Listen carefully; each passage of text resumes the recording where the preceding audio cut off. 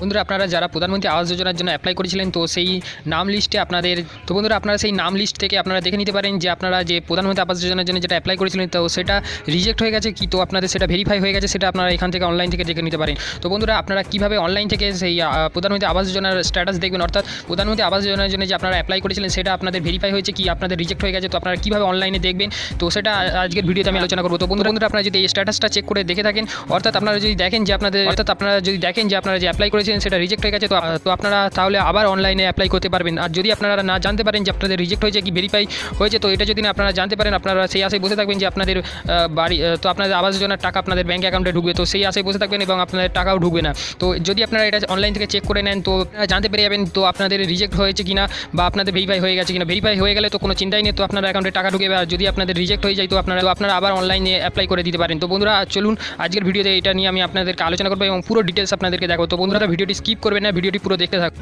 তো বন্ধুরা এর জন্য আপনাদেরকে যেটা করতে হবে, ভিডিওর নিচে যে লাইক বোতাম দেখছেন এই লাইক বোতামটি টিপে ভিডিওটিতে একটি লাইক দিয়ে দিন এবং নিচে যে লাল রঙের সাবস্ক্রাইব বোতামটি দেখছেন ওই সাবস্ক্রাইব বোতামটি টিপে পাশের বেল আইকনটি অন করে রাখুন। আর যারা আমাদের চ্যানেলটি অলরেডি সাবস্ক্রাইব করে রেখেছেন তো তাদেরকে অসংখ্য ধন্যবাদ। তো বন্ধুরা আপনারা এখানে দেখতে পাচ্ছেন আপনাদের মোবাইলের একটা ব্রাউজারে চলে আসতে হবে। তো ব্রাউজারে আসার পর আপনারা লিখে সার্চ করবেন, গুগলে চলে আসবেন, তো গুগলে এসে লিখে সার্চ করবেন REPOTING.nic.in। তো আপনারা এটা লিখে সার্চ করার পর আপনাদের সামনে এরকম একটা ইন্টারফেস চলে আসবে। তো একটা ইন্টারফেস আসার পর আপনারা নিচে দিকে চলে যাবেন। নিচে দিকে যাওয়ার পর এখানে দেখতে পাচ্ছেন এখানে অনেক রিপোর্ট রয়েছে। তো এখানে অনেক রিপোর্টের মধ্যে এখানে দেখতে পাচ্ছেন এফ অপশানে যে রিপোর্টটা রয়েছে অর্থাৎ EFMS রিপোর্ট। তো আপনারা এই EFMS রিপোর্টের আন্ডারে এখানে আপনারা দেখতে পাচ্ছেন তো এখানে আপনার 3 নম্বর যে অপশানটা দেখছেন তো এই 3 নম্বর অপশানটায় আপনারা ক্লিক করবেন।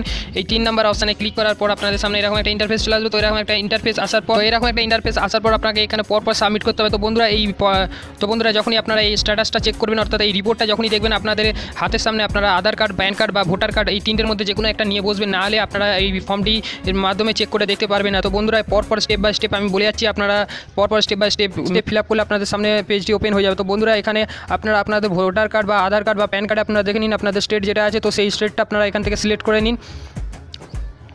তো এখানে আপনারা স্টেট সিলেক্ট করার পর পেজটা একবার রিফ্রেশ নেবে। তো পেজ রিফ্রেশ নেওয়ার পর আপনাদের সামনে আবার একটা নতুন ইন্টারফেস চলে আসবে।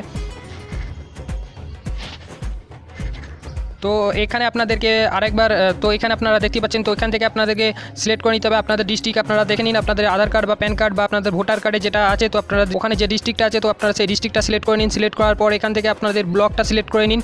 তো ব্লক সিলেক্ট করার পর আবার একবার পেজটা রিফ্রেশ নেবে। এখান থেকে আপনাদেরকে সিলেক্ট করে নিতে হবে আপনাদের গ্রামের নামটা সিলেক্ট করে নিতে হবে। গ্রামের নাম সিলেক্ট করে নেওয়ার পর তো এই নিচে যে আপনারা দেখতে পাচ্ছেন এই অপশানে এখানে আপনাদেরকে এইটা যোগ বা বিয়োগ আপনাদেরকে দেবে, অর্থাৎ এইটা হচ্ছে ক্যাপচার কোড, এই বিয়োগটা করে আপনাদেরকে এখানটায় পুট করতে হবে।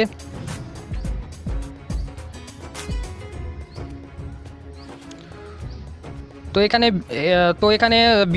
এখানে ক্যাপচার কোডটা দেওয়ার পর আপনারা এখানে সাবমিটে ক্লিক করবেন।